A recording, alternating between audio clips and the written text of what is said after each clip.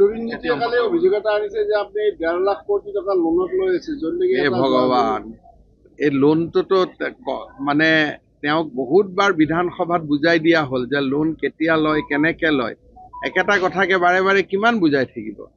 কিবা যদি মই বেয়া কাম কৰিলোহেঁতেন তেতিয়াহ'লেতো ভাৰতবৰ্ষৰ বাকী চৰকাৰৰ পৰা দিল্লীৰ পৰা ৰিজাৰ্ভ বেংকৰ পৰা কিবা এখন চিঠি আহিলেহেঁতেন নহয় হয় নহয় আৰু কংগ্ৰেছ চৰকাৰবিলাকেতো আমাতকৈ বেছিয়ে লোন লয় লোন লোৱাৰ নিয়ম আছে 3% যিমান আপোনাৰ আয় হয় তাৰ 3% আপুনি লোন ল'ব পাৰে গতিকে নাই যেতিয়া বিধানসভাত তেওঁ জিকি আহিব তেতিয়া তেওঁ কথাবোৰ বুজি পাব আঁচনি কেৱল বেনিফিচিয়াৰী আঁচনি বা অৰুণোদয় দিয়াৰ কাৰণে লোন নলওঁ বুলি তেওঁলোকে অৰুণোদয়টো নালাগে বুলি কৈ দিয়ক বাছ অৰুণোদয় লুৰিণজ্যোতি গগৈ আমাক লিখি দিয়ক অৰুণোদয় নালাগে বুলি তেতিয়া বিবেচনা কৰি ল'ম তেওঁক মোৰ একাউণ্টেণ্ট নেকি তেওঁ ইমান মোৰ ভিতৰুৱা কথা গম পায় তেতিয়াহ'লেতো মানুহে তেওঁকে ডাউট কৰিব যে লগতে থাকে নেকি বুলি যে ভিতৰুৱা কিবা গোপন বুজাবুজি আছে নেকি হয় নহয় লুৰিণজ্যোতিকালে অভিযোগ এটা আনিছে যে আপুনি 1.5 লাখ কোটি টকা লোনত লৈ আছে হে ভগৱান এই লোনটোতো মানে তেওঁক বহুতবাৰ বিধানসভাত বুজাই দিয়া হ'ল যে লোন কেতিয়া লয় কেনেকৈ লয় একেটা কথাকে বাৰে বাৰে কিমান বুজাই থাকিব কিবা যদি মই বেয়া কাম কৰিলোহেঁতেন তেতিয়াহ'লেতো ভাৰতবৰ্ষৰ বাকী চৰকাৰৰ পৰা দিল্লীৰ পৰা ৰিজাৰ্ভ বেংকৰ পৰা কিবা এখন চিঠি আহিলেহেঁতেন নহয় হয় নহয় আৰু কংগ্ৰেছ চৰকাৰবিলাকেতো আমাতকৈ বেছিয়ে লোন লয় লোন লোৱাৰ নিয়ম আছে 3% যিমান আপোনাৰ আয় হয় তাৰ 3% আপুনি লোন ল'ব পাৰে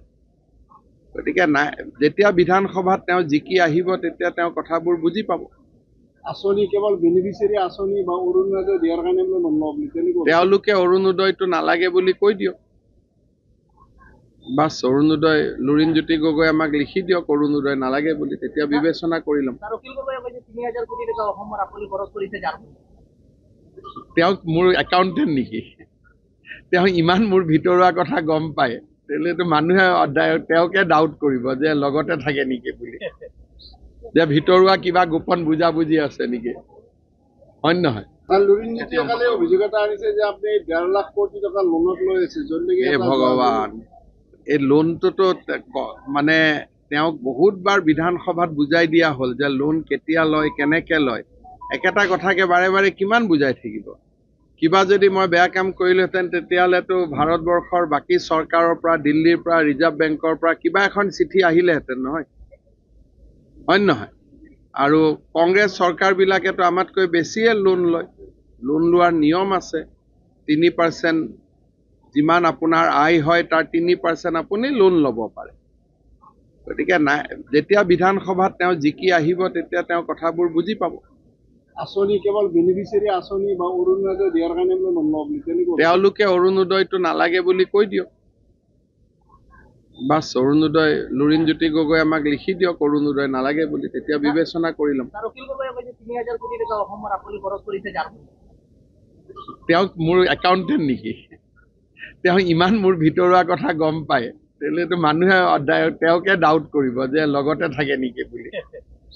যে ভিতৰুৱা কিবা গোপন বুজাবুজি আছে নেকি হয় নহয় যিকোনো খবৰৰ বাবে যোগাযোগ কৰক 7099017330 অথবা 7099017390 নম্বৰত